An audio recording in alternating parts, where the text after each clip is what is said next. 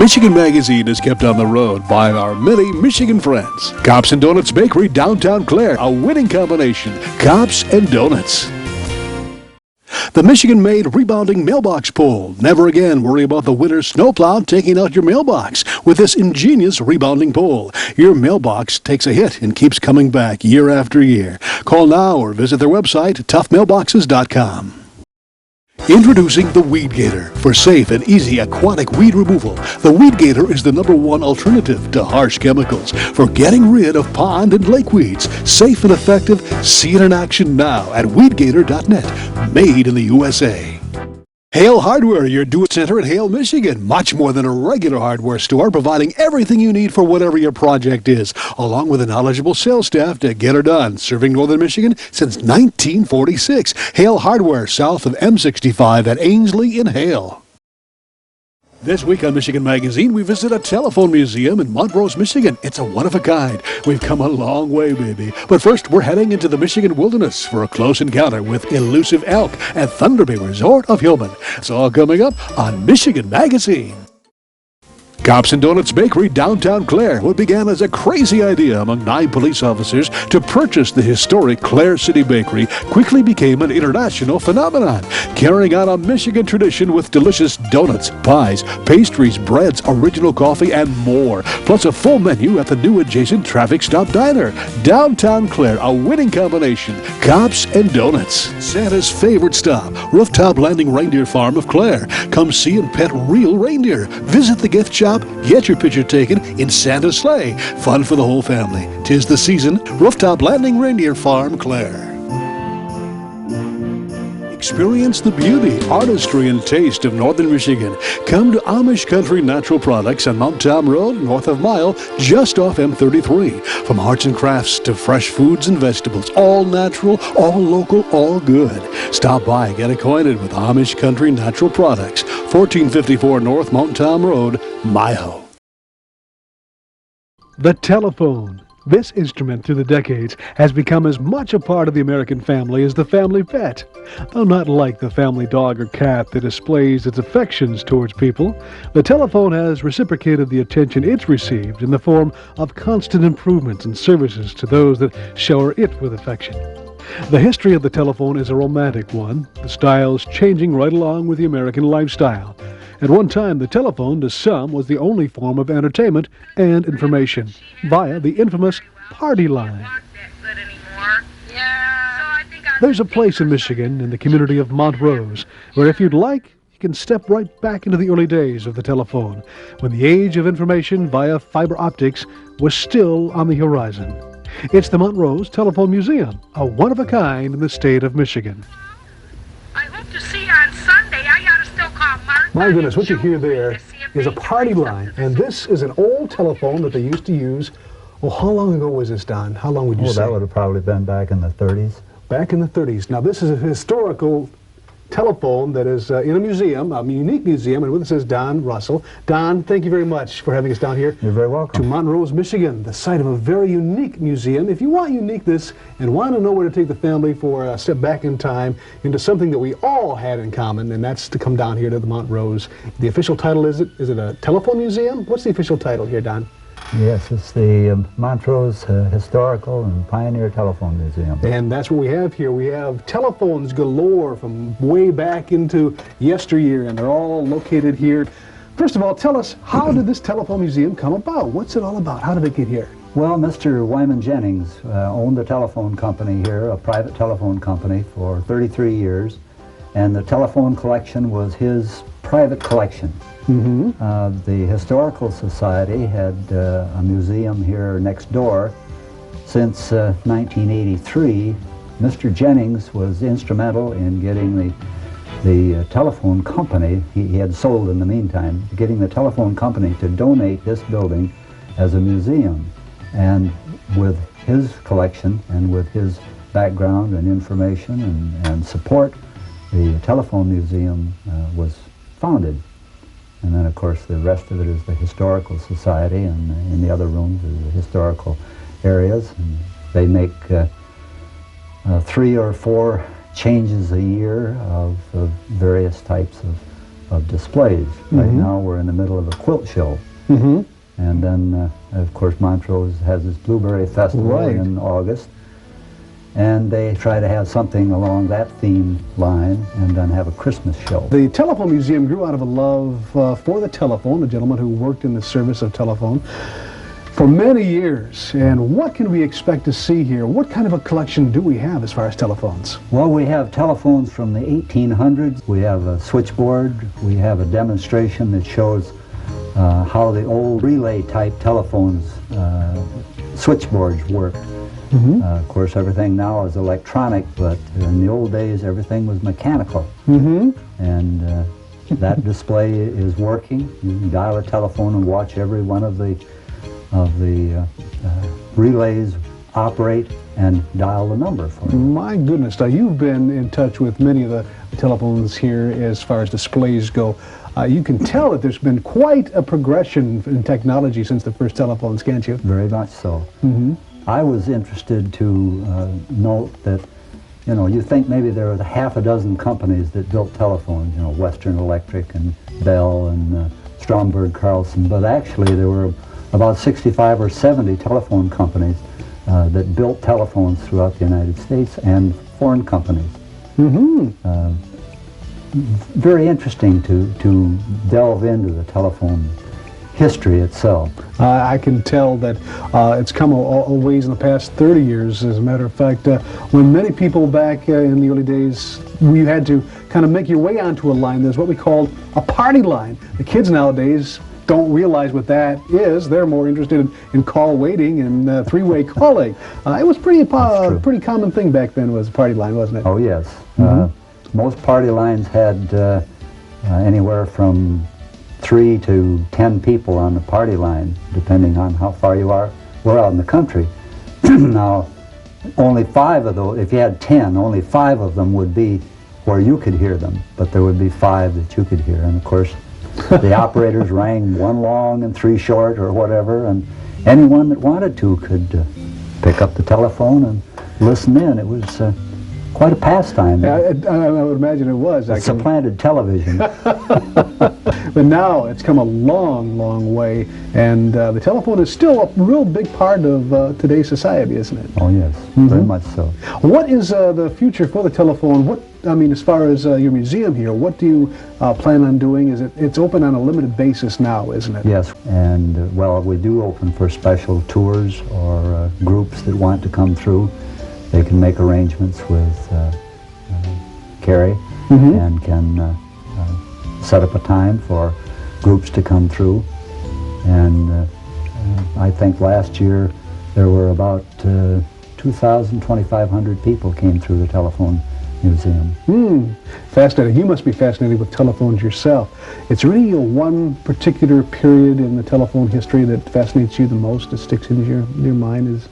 Well, I guess I grew up in the era when you had the wall phone, as many of these are over here, when you had the wall phone and you were on the party line, and it was entirely different than sitting down with a very modern, small instrument to deal with. Had batteries to worry about and all those good things. My goodness, when you were on the phone, you knew you were on the phone, but now when you're on the phone, you kind of have to remind you that you've got a phone in your hand and you're not, you know, it's come quite a ways, as I say. This museum, where does it get its funds? Is there a cost to entering the museum, or? No, the museum does not charge for entry. We ask for donations if it's possible. I believe that tour groups do have a very small fee, $1, I believe, per person. But most of it comes from private donations. We have just established or started to establish an endowment fund to help fund some of the activities of the museum. But most of it's from private donations, mostly local. There are some grants out there from other organizations, and there's a statewide telephone organization that is for perpetuation of the old telephone systems. I understand that this museum is also a member of the Antique Telephone Collectors Association, right? Yes. What is considered an antique as far as telephone? I would say anything that was older than the 30s, but I'm sure that that probably even the 50s would get you back to an antique telephone. The 50s, most of the telephones that we see today, we would consider the 50s type telephone an antique. You had to do the dialing. And you go through a little process of education too. I noticed some of the displays here kind of give you an idea of how a telephone works too. Yes. Now this actually was a telephone company in this building. This building was originally built to house his telephone company, yes. In this room we're sitting in, what would be in this room? What was in this room? All of these types of relay switching systems. This room was filled with them. So if we were in this room back then when those were in operation, we would have a hard time doing this interview, I would imagine. Very much so. You couldn't hear yourself think. I would imagine so. What do we have here? What is this display that we're situated here? Well, this is just a kind of an old-style office that perhaps the telephone company used at one time, an old roll-top desk with the candlestick telephone. And the squeaky chair. And a squeaky chair. Well, Don, I do appreciate you taking us through the museum and telling us a little bit about what we have in Montrose. One of the most unique telephone museums that I can recall, or is there any other museums of this sort? I think this is one of a kind. This is the one of a kind in Michigan, yes. So there are other telephone museums throughout the United States, but not too many. We have one right in our own backyard. Don, thank you very much for telling us what we have here in our own Montrose, Michigan, and appearing in Michigan Magazine. Thank you. You're very welcome. Thank you. Michigan Magazine is being brought to you in part by Clemix Sales and Service on Mapes Road, west of Mile, your complete recreational vehicle sales and service connection. Visit their beautiful showroom of new and pre-owned ATVs, lawnmowers, power equipment, snowmobiles, utility vehicles, and more. Clemix Sales and Service is also the home of the American-made Victory motorcycle line on display at Clemix on Mapes Road, Mile. Your northern experience is never complete without a stop at the historic Mod Dealers of Luzerne. Enjoy the ambiance inside or outside on the huge patio area. Order from the complete menu with entrees served hot, fresh, and good. Come experience Mod Dealers in the heart of God's country, Luzerne, Michigan. Hingeman Acres Canoe Livery and Resort on M33 just north of Mayo, catering to the outdoor enthusiasts. Cabins, canoes, kayaks, rafts, and more. Daytime or overnight trips along the world-famous Asabo River. A family getaway for over 75 years.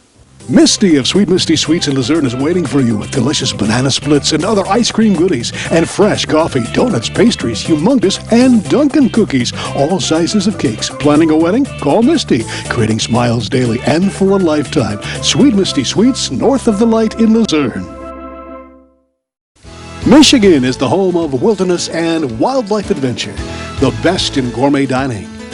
Wine and hops trails springing up in nearly all areas of the state. World-class golf courses. And weekend getaways are being made available by resorts that are catering to the next generation of vacationers. From rustic to first class, you'll find it in Michigan. Our next stop in Michigan Magazine is a destination that covers all those highlights in one. It's along M32 in northeast Lower Michigan near the village of Hillman, Thunder Bay Resort, featuring vacation getaways that'll fill those vacation albums with pictures of good times. From close encounter elk tours to gourmet dining featuring Michigan wines in a rustic atmosphere. Beautiful accommodations including an RV park and a beautiful golf course where the beaches of Lake Huron's Thunder Bay a short drive away. We've experienced the wonders of Thunder Bay Resort nearly 2 decades ago. We were one of the very first television crews to capture the excitement of the Close Encounter Elk Tour, so it was time to revisit one of our favorite destinations, not far from the Michigan Magazine Event Center.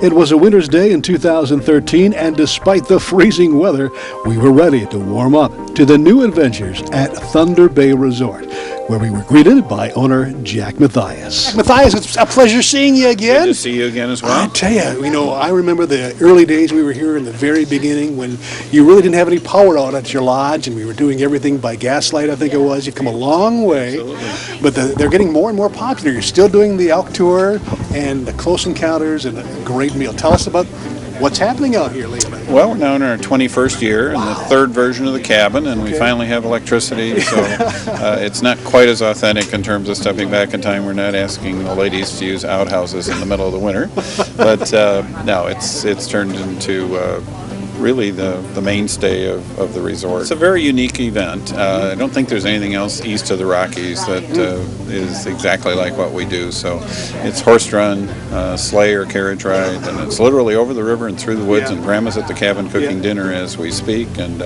we have our own elk preserve. They're just gorgeous, magnificent animals, and people learn quite a bit about them. And then the dinner is prepared in front of everybody. It's still done on the wood cook stoves like it was originally. 5 courses, gourmet quality.